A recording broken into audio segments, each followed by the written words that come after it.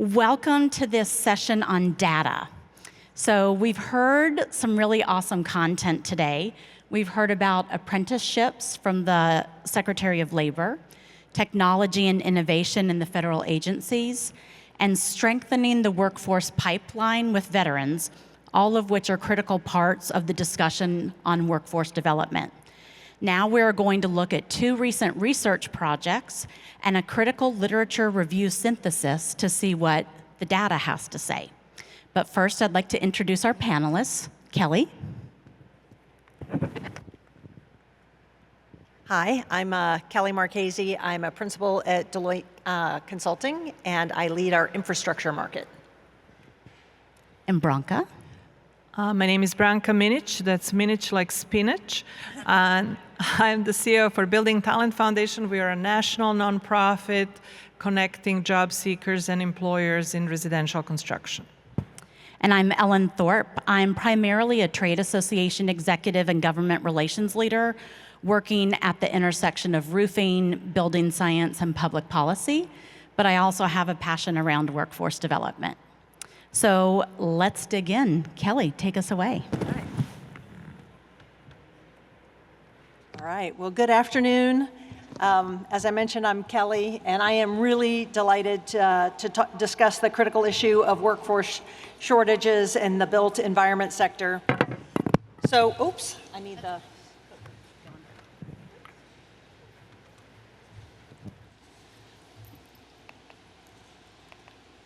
There we go. All right, I'm really excited to talk about the numbers, and the numbers say we have a big problem.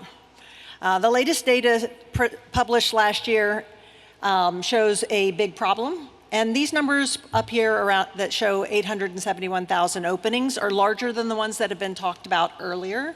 But this includes a broader swath. It includes a lot of professionals in this industry, and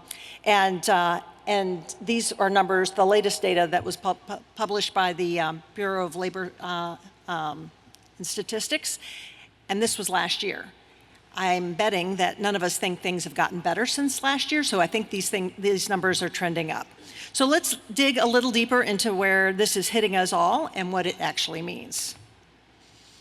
As you can see, 26% of the shortage is in professional careers, including architects, engineers, developers, managers, and support roles. These positions often require advanced degrees in state licensure. On the other hand, 74% of the shortage is in construction labor, which includes both low-skilled and high-skilled trades, as well as frontline supervisor. This is a significant gap that we need to address. Now we're going to get into the key challenges to attracting talent into our industry. These include technology adoption, workforce representation, an aging workforce, working conditions, and location inconsistency. Working conditions. 90% of workers report problems like reaching below shoulders, working in low postures, and outdoor exposure. What I mean by workforce representation, 57% of women in trades report no PTO, 25% face disciplinary action for missing work for personal or family matters. Aging workforce, demand is expected to increase by 7% between 2020 and 2030, and the average age of craft professionals increased from the age of 37 in 1994 and is expected to hit 43 by 2030. So you can imagine the implications of the average age of our craft professionals going up by that much. It has all kinds of implications. The challenges associated with location inconsistency. The frequent changes in job site location disrupts workers' stability and the costs that are associated with working. And the challenges associated with technology adoption is hindered. Technology adoption is hindered by high initial costs, complex implementation, resistance to change, and workers' fear of job loss. But things like robotics in construction can improve efficiency by 30%, but many organizations are worried about making that kind of investment in implementation, and that deters adoption. So to overcome these challenges, we can look at solutions from other industries. So let's talk about a couple of examples. One of them is expanding the talent pool. You can expand the talent pool by implementing programs to attract underrepresented groups, including women. Another example is elevating training programs, which we've heard about today, by developing and expanding apprenticeship programs that provide hands-on experience and mentorship. Optimizing work environment by investing in advanced safety equipment and protocols and promoting policies that support a work-life balance. Incorporating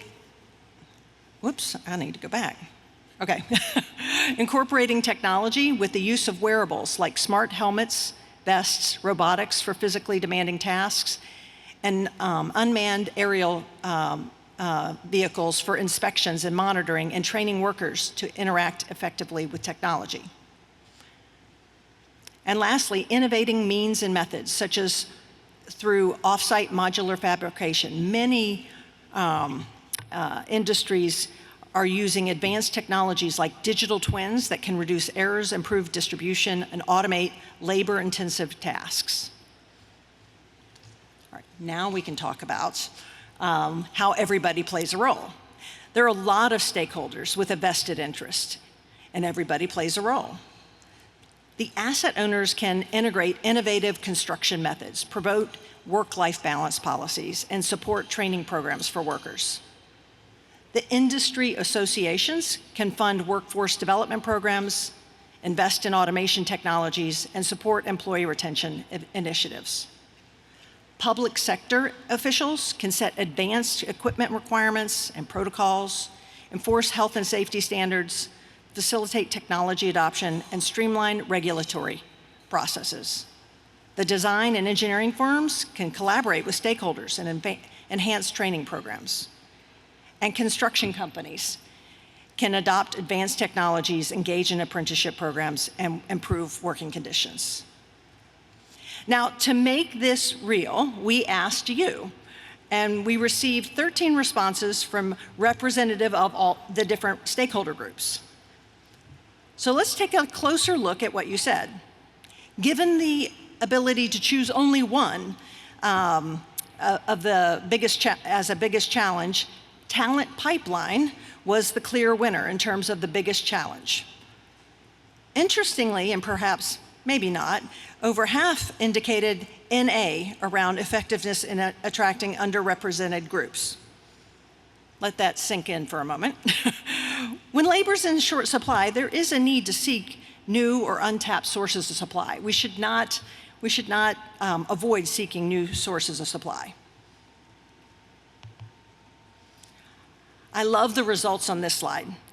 Challenges in technology adoption, look at that, across the board. There's challenges across the board. And regarding addressing work-life flexibility for a workforce, it's real, and we're all learning how to accommodate. Lastly, when asked what solutions you would prioritize, we see a strong set of responses around better training programs, while also seeing emphasis on incorporating technology and optimizing working environment. I actually see a potential correlation between incorporating technology and optimizing the working environment. With that, I would like to transition to our next speaker, Ellen, who you heard from before, the Managing Director of the Correlation for Sustainable Roofing. Ellen will share her insights on how we can address these challenges.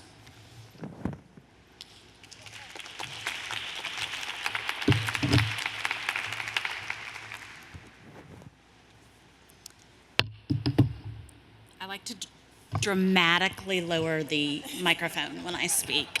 I really need to start bringing a stool with me.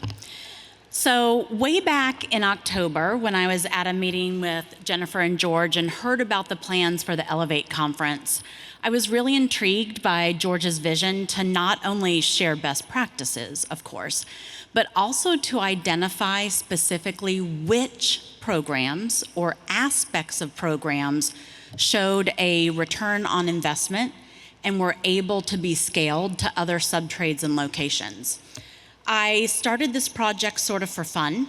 I love talking about roofing. I particularly love talking about low slope roofs and rubber roofs. So if you want to have a conversation later at the reception, I can tell you all you need to know about roofing policies in the federal government and the 50 states. Takers? Takers. Okay. I saw, okay, all right, I'll see you later. But I started it for fun because I wanted to get a clearer picture of the workforce development landscape in the skilled trades.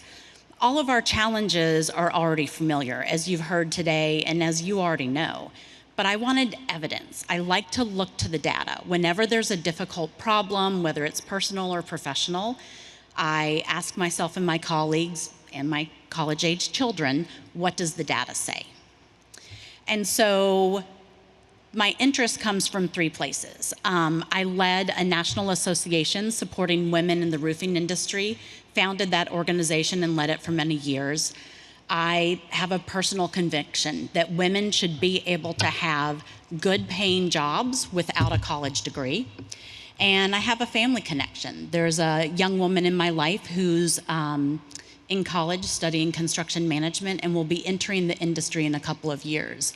And while she won't be working in the skilled trades, that is what initially spurred my passion in this area. So those experiences shaped my approach and sort of gave this project urgency.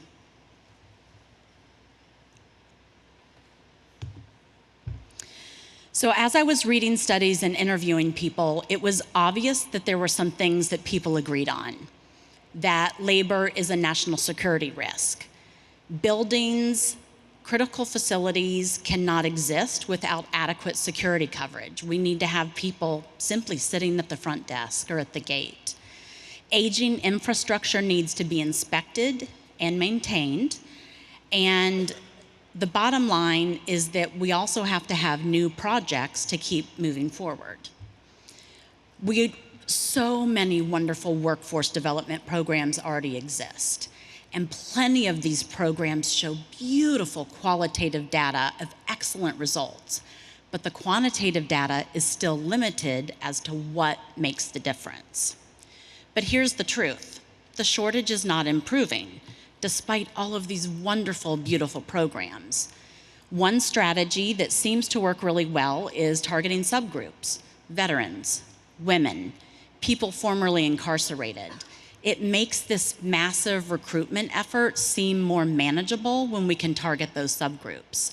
And consistently across the board, everyone agrees that mentoring matters. One-to-one training and mentoring shows positive outcomes all the time, everywhere. And that's where we are. The challenge is urgent and solutions need to be scaled. So this paper is not my opinions. It's not my new information. It amplifies what's already known. It collects, organizes, and synthesizes research. It highlights existing data, programs, and conducts a new analysis. My goal was to amplify and elevate work that's already underway. To drive change, we need clarity. We have to have an accurate picture of the landscape. So which program elements make a difference? Which attributes deliver results? We need to focus on what works, not just on what might work or what has worked in a few cases.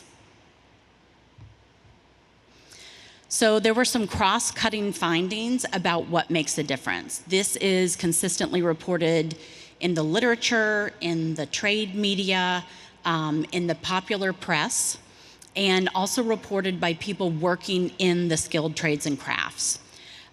Challenges getting in and staying in, harassment, stereotypes, lack of information. Training and mentorship matter. I'm so glad to hear that that's been a consistent theme throughout the day. And was really happy to hear the Secretary of Labor focus on apprenticeships and the traveling that she's done. That is, as business travelers, we know how hard that is. That is amazing.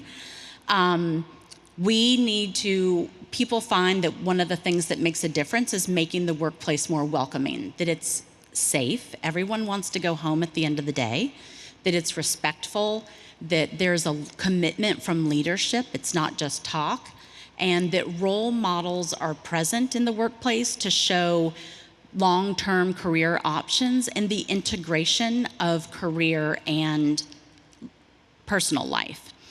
One of the things that I say sometimes to the folks in the roofing industry is it's not the 1970s anymore, right? People are not just happy to go to work and get a paycheck and a Christmas ham.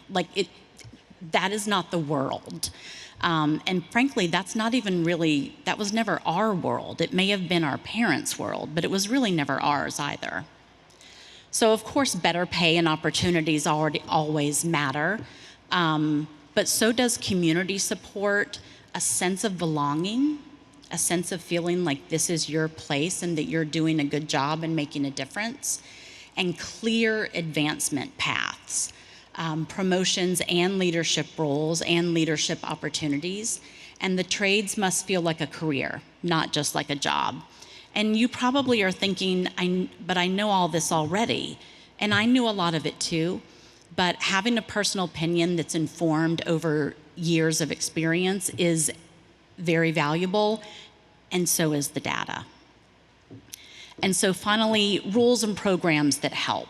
Everyone generally agreed in the research and for people working in construction that they need fair policies, collaboration is essential, industry, governments, education, nonprofits, and shared responsibility, along with tracking progress, and measurement ensures accountability and improvement. I mean, writing outcomes reports is hard, right? Imagine on the micro level, tracking down that person and figuring out how long they stayed in that job before they got a promotion. And that's the way that we would work, or the way that I would propose to figure out the return on investment. And so finally, areas for further research. So these are the unanswered questions.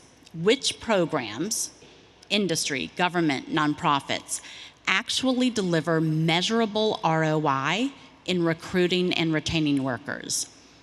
And once we know that they do deliver that, at what point does persistence count as success? Is it when the training is done? Is it when the skills are mastered? Or is it when that person starts mentoring others? I would suggest that that's the ultimate success. How do we measure ROI without consistent tracking? And when the outcomes aren't published, how do we evaluate the effectiveness?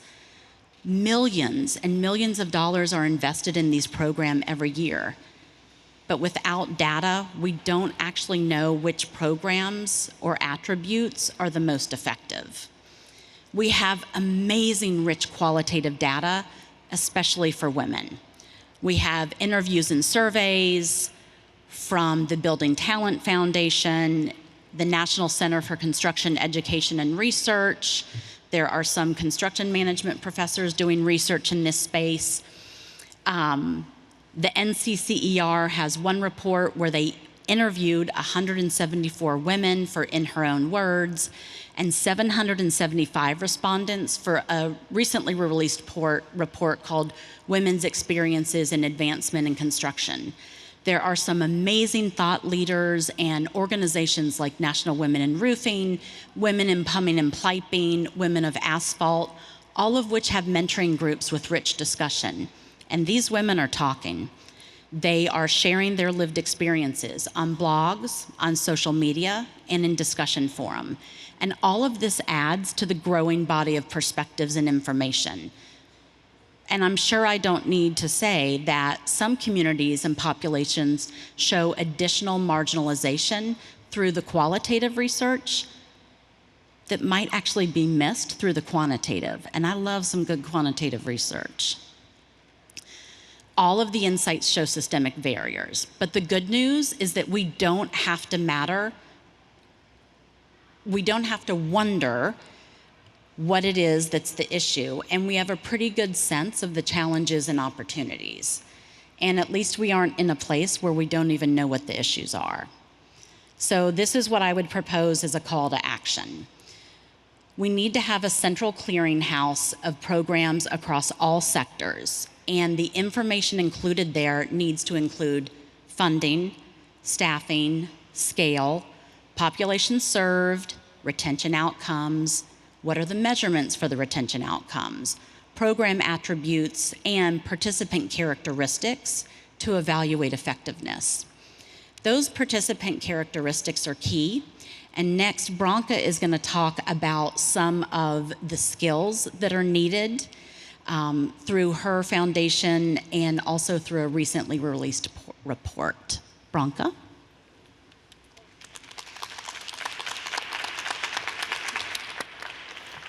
Thank you, Ellen. Forgive me, I'll keep my seat. Thank you, National Institute of Building Sciences, for convening such an important group of people to highlight this acute and persistent shortage in our workforce. It is not just about numbers, it's also about skills. It's not only about people. So when I joined Leading Builders of America 6 years ago to create a new organization, Building Talent Foundation, specifically focused on this issue, first I had to understand what is this all about? What is this shortage about? And actually we don't have one problem, we have three problems. Our problem number one is that we have a weak talent pipeline into the industry, so very few young people in this country actually choose construction as their career of choice. For keeping and fueling the growth of the industry at 4.5% growth rate, we need about 250,000 young people to select construction when they are 16, 17, or 18. However, we have only 100 to 120,000 of them. So we are really falling behind every year. There is definitely a narrative that needs to be changed. There are misconceptions about the 4 Ds I talk about. Dirty, difficult, dangerous, and dead end. That's what parents and counselors and young people think about it. And we know that the industry could also benefit from a more diverse sources of talent, which Ellen and Kelly both addressed. It's a little bit suffering from PMS. It's pale, male, and stale, right? So that's what it. Sorry, guys, that's what it is. It's okay. So anyway, that's problem number one. Problem number two is that we have a disconnect between those who are producing skills and those who are consuming it. So education and training programs are not always fully aligned with employers who are defining the requirements. And many times, these programs are operating in the vacuum, and on the other side, the employers are complaining that they're getting people who are not ready to start the jobs. So we need a bridge, organizations that create that connectivity between the producers and the consumers for skills. That's really a space where Building Talent Foundation operates. Unfortunately, if you look carefully, government doesn't fund intermediaries. In most cases, it funds training programs or apprenticeship programs, but organizations that actually find people jobs and help employers get talent, those are not treated properly right now in the scheme of funding. Not good for us. The third problem we have is that we are bleeding talent out. Actually, 1 out of 2 people who joins construction careers leaves before the 6 months are up. So we need twice as many efforts to secure 1 new person in the industry. Not good. So today, what I would like to focus on, because Kelly and Ellen did such a fabulous job on covering the shortage of workers and the needs that we need and the needs that we have in hiring new people, I would like to shift our focus on the fact that we also need more skilled workforce. So calculations of the publicly traded builders show that about $26,000 is lost per home because of lack of skills, actually. When you think about rework or warranty issues or litigation that are the result of somebody making a mistake in the production process, combined, that amounts to about 5% of a median price of a home. If we can increase the skill of our workforce, we can build homes better, faster, and safer, and also reduce the costs of building homes and keep this in the profits. So we, with the help of Weyerhaeuser and Leading Builders of America, we defined a study to identify now, if we were to upskill our workforce, what are those high-value skills that we need per trade specialty so that we can truly augment this capacity to build better, faster, and safer. What are the best practices for upskilling people, and then what is the roadmap forward? So that is what our blueprint for upskilling the home building workforce study is about. You can download on our website for the Building Talent Foundation, or I have few copies if somebody likes to carry stuff in their suitcases. Now, what we did is we surveyed the builders. 132 divisions of our builders responded to the survey. We collected about 96,000 data points. We had 11 expert groups with connecting the industry with the educators, with government, with the association, and talking about what are the best practices for upskilling workers. So what we defined is 3 buckets of skills. There are technical skills, how people do their jobs. There are soft skills, which are really not that soft. They're very hard to develop. And those are the behaviors, the attitudes, and all the other surrounding motivation, teamwork, problem-solving skills, all those skills that surround technical skills. And finally, we also wanted to look at what are the skills that are not yet in the workforce, that are not necessarily taught yet, but the emerging technologies and processes on our job sites require us to think ahead and to bring those skills to the workers that we are training. So you can find all that in the study. I'm just giving an example. For example, for HVAC, there are 20 different high-value skills. If these skills are properly taught and either on the job or within classrooms, then our HVAC crews would run faster, they would complete project faster, they would have less mistakes, there would be less warranty issues, and overall safety would increase. So these are all skills that would increase actually productivity of our workforce. The 6 top soft skills that employers identified with 95% agreement on them are reliability, desire and ability to learn, communication skills, grit, and future orientation. That means I'm not jumping for $1 more. I am sustaining effort even in light when it's really difficult. Problem-solving skills and inter- and intrapersonal skills. Again, emerging skills, construction technologies, and high-performance practices are dictating that we need to have a construction workforce that's also digitally savvy, that is able to really leverage those technologies and not be stuck with it. So these are also additional workforce skills that we need to integrate into our programs, even in basic construction training. So what is the return on investment if we actually do this? From other industries and from other places, we know that training boosts productivity almost 25%. We know that upskilling drives not only productivity, but also morale and engagement in teams. Number 1 reason why people leave or love construction and the frontline positions is access to training and career pathways. It is not just about compensation and benefits. And so employers are in much better space if their turnover is reduced.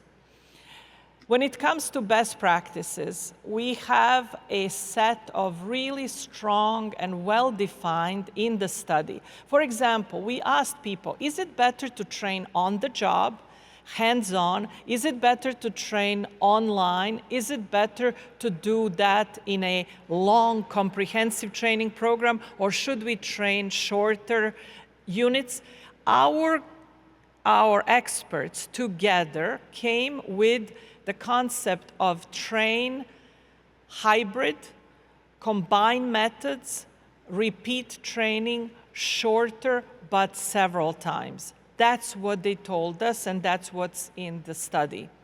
So 11 different best practices. I encourage you to review them. We have also case studies from various, so this would maybe come into your clearinghouse. I love that idea. So these are the ones that are explained. All these companies and entities are doing phenomenal things.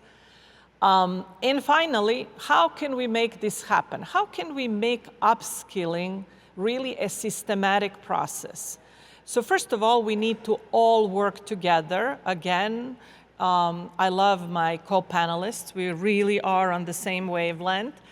So what I would like to call today for, I think we need a national economic mobility fund. We need to all put our resources together and focus on upskilling people who are already in the workforce for the next job roles, so that we also open more entry-level positions for all these wonderful training programs to put people in. We cannot just simply bringing people who are entry-level. We need to also create some career upward mobility.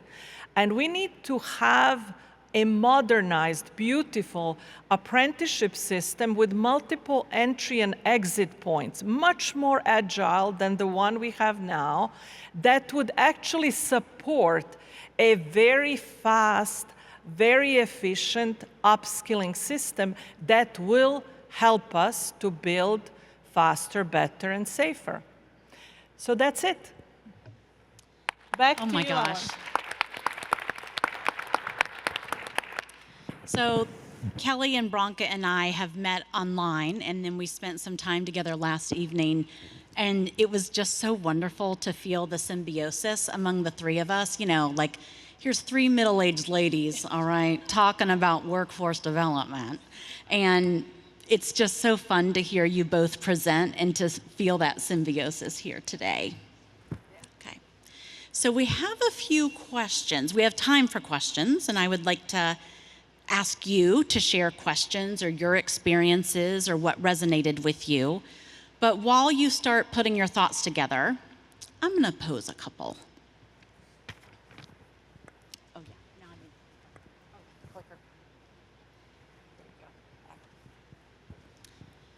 So again, looking at the data, looking at our white papers and reports, what gaps exist in current workforce development efforts, and what data is still needed to measure program success? Kelly, what do you think? So I think we're missing a lot. You know, the piece that I zero in first is around what's lacking to some of the smaller employers and the access that they have to programs, and thinking about, you know, we talk a lot about apprenticeship, but some of the small to mid-sized organizations, it's really tough for them to be able to fully participate in things like that, certifications and apprenticeships. So figuring out a way to do something more nationally to make that available, some kind of coordination amongst small to mid-sized organizations. Thanks, Kelly. And Branka, although leading builders of America, I think people may think that that's generally enormous companies. Would you agree with that assessment about smaller companies might lack some resources? Well, smaller and medium-sized companies are the engines of job creation. So those are the ones that need the most people and skills. But to just answer your question, I think we need more collaboration. I think there are wonderful programs out there. Yes, you know, Clearinghouse will help us to see, but these programs are many times everybody playing in their sandboxes. I think we need to work more together. We need to defragment this labor market, and technology can help us to do that, but we definitely need to put our egos away and work together. Agreed, agreed. So Anne has a microphone. Oh, I see like 2 hands. Hello, hi. Over here. I have a question. As you mentioned, for small businesses, this is a big issue when it comes to hiring and training people that have no experience in the construction industry. And as an employer, you don't have enough resources, time, and the speed that you're executing is fast. And you do not have the resources as our large general contracting companies out there. What do you recommend? How should we approach this? I would also say, what does the data show, and what do we recommend? So I'll use either whether it's a skilled trades and crafts company or a small GC or specialty GC. What are companies supposed to do when they want to hire new workers that don't have experience, but they simply don't have the time or the resources because they need that person on the job site like Yesterday. 2 or 3 weeks ago, right? Branka, what are your thoughts? Well, several things. One is that there are people out there who have some experience and transferable skills. And one example are veterans, people who are coming out of the military, out of service. They may not be exactly in the same role that you need, but they could have a lot of experiences that could translate. So, and they have gone through a lot of training usually, so they will be fast to learn new skills. We have on Jobs to Build platform that has no cost to employers. We have a translator. 15,000 military occupational codes are translated to civilian skills, so you can see how those transferable skills match your requirements. So that's one. See if you can find somebody who actually has some related experience. Second thing, there are programs that are offered that are no cost for training employees who are already working for you at night or on Saturdays. So you could, although you don't have the funds to train people or the training department, you may find in your vicinity programs that can help you with your employee skills while he's during the day working the job. But bottom line, if there are we recently tried to find electricians in Alabama. There are no electricians with experience in Alabama because of all data centers being built, even if you are offering tremendous sign-up bonus. So you have to face the facts. No people with experience, you gotta hire somebody without experience, hire them for attitude. Hire somebody that really, really fits your team, that is motivated, hardworking, that is willing to give 110%. You won't regret, I promise you. I'm going to add to that. I spoke to several thought leaders in this space, and one of them, I think it was Barb Allen with the 14 percenters, talked about how, I believe it was Chicago Women in Trades, have identified that former hospitality workers make a great transition to the skilled trades and crafts. And I think the reason was because they know how to work hard, they know how to work under stress, and there was another third criteria. And I just thought that was really interesting. And I think as we try to solve this massive, massive issue, we have to think about all, like, I guess, like the tips and tricks we can use. We're looking for people with grit. I have a question.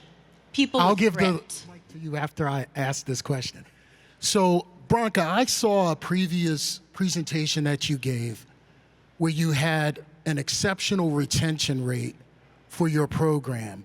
Can you explain what you're doing differently through your foundation versus other recruiting methods, and what your retention rate is compared to a normal placement within the construction industry? So our retention is 86% because of post-hire support. So helping both the employer and the candidate to go through that vulnerable first 6 months. Because it's almost like when you're dating. You're not sure whether you really like the person or not, so you need a little bit of help. So we are doing that kind of helping and supports in the first 6 months, and that's why the retention is much higher. I would also add that if we had a national clearinghouse, you would also see that Branka's organization, the Building Talent Foundation, has pretty exceptional funding and staffing as well.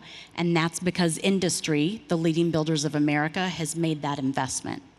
Did I characterize that properly? Yeah, okay. Hi, wonderful panel and presentations, thank you. I had a question. You had noted that targeting subgroups shows promise, and I'm wondering, how do you do this without triggering backlash against targeting? That's a really great question, and I just don't even know how to answer that. I know that we knew that answer.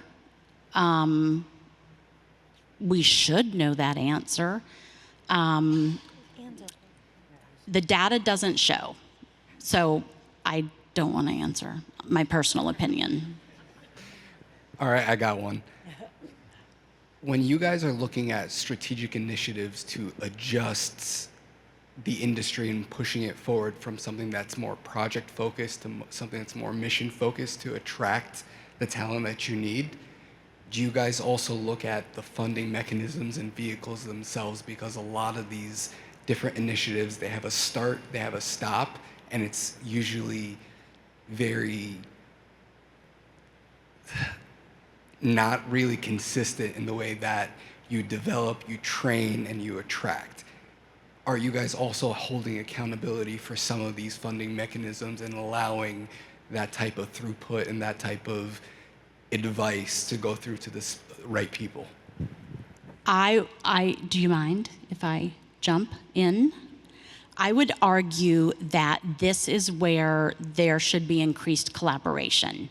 So for example, with Branka's organization and many other trade associations that have foundations, it is the industry that is providing the funding.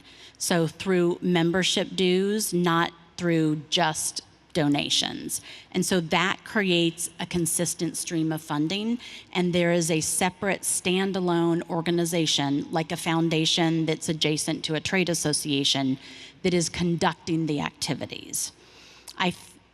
It will not be possible to address this massive workforce development issue without industry. It's also not possible to effectively address it without education and government and trade associations and other nonprofits. So that's what I would argue, is that while expenses for specific training programs may ebb and flow, having larger umbrella organizations such as trade associations or foundations that receive the funds and then either provide grants or administer those programs is one way to make it more consistent.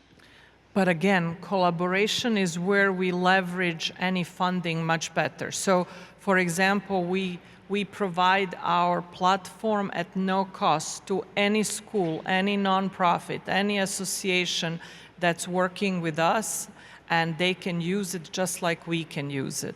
So I think that we need to be really more in tune that this problem is so big that nobody can solve it on its own. Neither the government, nor the industry, nor the civil society, nobody. We have to work together, and we are not yet working well enough together.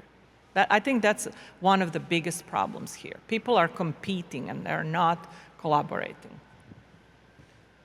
I think that actually transitions very well into my question, which also goes towards the one that wasn't answerable, which... I can answer it. There's a lot of organizations that work with home construction. There's a lot of organizations that work with commercial construction, but there's not much intermingling between them. And as a commercial construction company, the best program that I saw was a local mechanical that had a residential and a commercial division, and they trained all their commercial guys by having them start in the residential side. Is there any organization out there or any ideas on how to create those partnerships between non-single entities so that we can help fund some of the residential side in exchange for kind of being on-the-job training?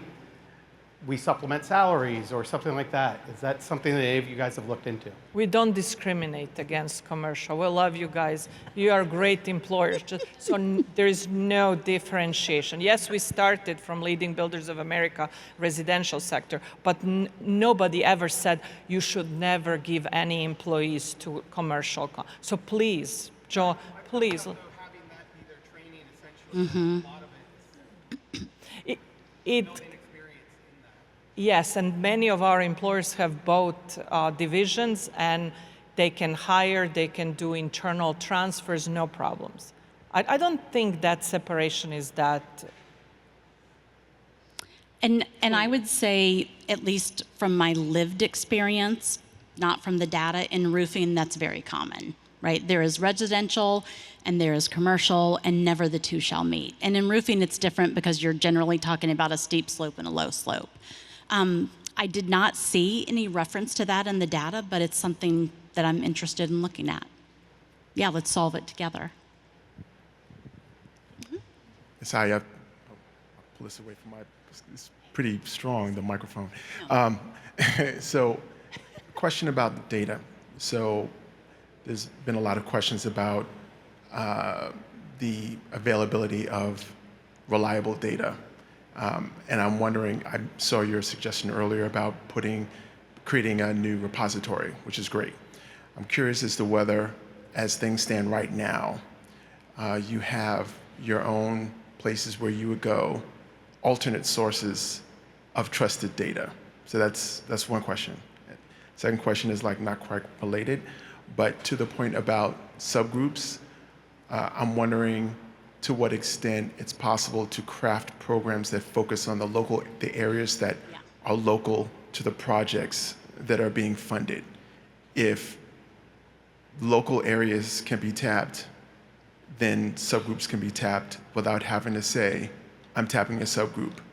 You're tapping the group that's local to the area where the project is being built. I think you're right on. I think that's a great answer. So I want to repeat that to make sure I got it right. Instead of tapping a subgroup with a particular criteria or attribute, you work in a local area and tap that local area, and then the subgroups will follow. Did I get that right? You don't call it nothing. You just call it workforce development. I think that's a great, and what we also know anecdotally is that those smaller local programs that are doing this work often involve, just by nature, that one-on-one relationship that anecdotally, quantitatively, and qualitatively is shown to be effective. I see some nodding heads, so thank you for that. In terms of resources, well, Branka is my new resource, but I don't know if everybody can call her. But the website, the Building Talent Foundation, I have a strong affinity for the National Center for Construction Education and Research. It's N, like Nancy, CCER. They have some good information on their website, actually data-driven reports. And then on my LinkedIn profile, I have a list of all of the resources that I used. It's 4 pages between trade media, popular press, thought leaders, and various programs. So that might be a place to start too. It would be really great if we had a clearinghouse and you could just go to that. Yeah. Yeah. We have another question here. Did you want to? I was just going to add to the point there, there are a lot of the critical skills that can be transferable. There's a lot of investment going on around critical manufacturing.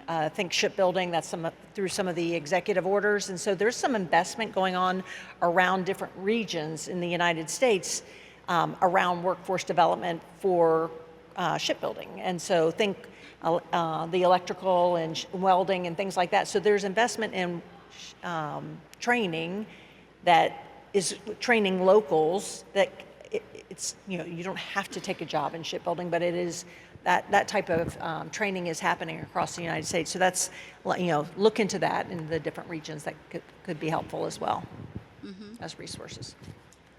And hi, oh, there you are. Hello.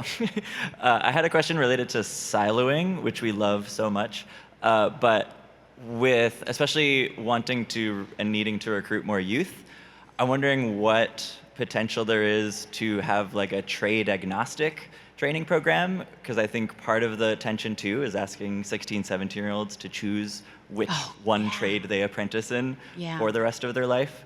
And especially as that relates to unions, which is maybe a can we don't want to open, but like how to train people generally in construction without also siloing them within the fragmented trade system. I think you start in kindergarten with spaghettis and the marshmallows, and you build little buildings, and you shake the table to show them how if you build well, that won't fall down. So I think we need to read the book, The Dreams Come True, Build the Dreams Come True. So the kids start to love building from very early on, and then we have to propagate that through middle school, and then put them in pre-apprenticeship programs that are the same across residential, commercial, infrastructure, union, all the programs teach construction math and teach tools and so on. So I think we have a chance, and there are many programs doing very well that line. We just need to do much more of that, and we need to all be doing that together. But yes, that's very important. Yeah, I get your point about not knowing what you want to specialize in and wanting to get more general skills early, and that's getting to test. Try different things out at different points in time. We got to figure that out.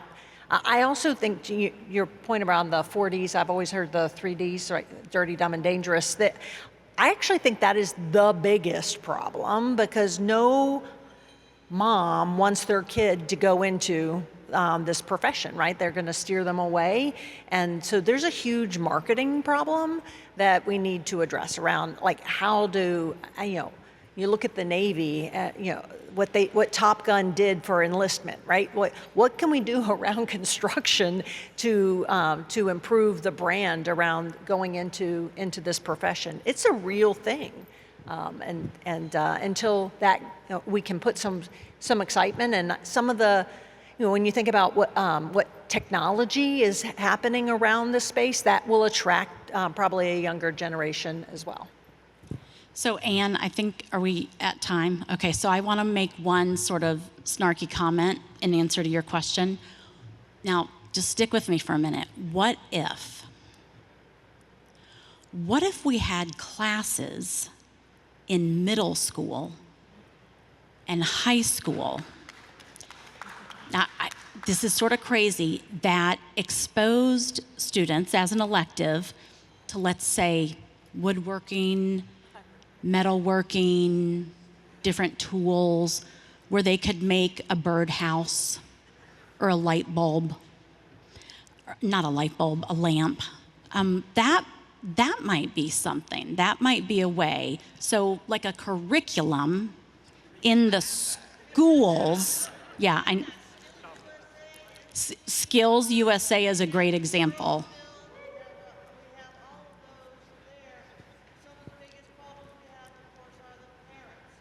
Yes, absolutely. Agreed. Parents, yes. Yeah, I made my daughters take shop, but then he retired and was never replaced. So that's my snarky sort of answer to the exposure to general skills. George, Anne, and Jennifer, thank you for inviting us to talk about this issue. I think you can tell that it's something that we feel excited and passionate about. And mostly thank you all for taking time out of your busy schedules and days to spend this time with us. Really look forward to continuing the conversation. Thanks, everybody.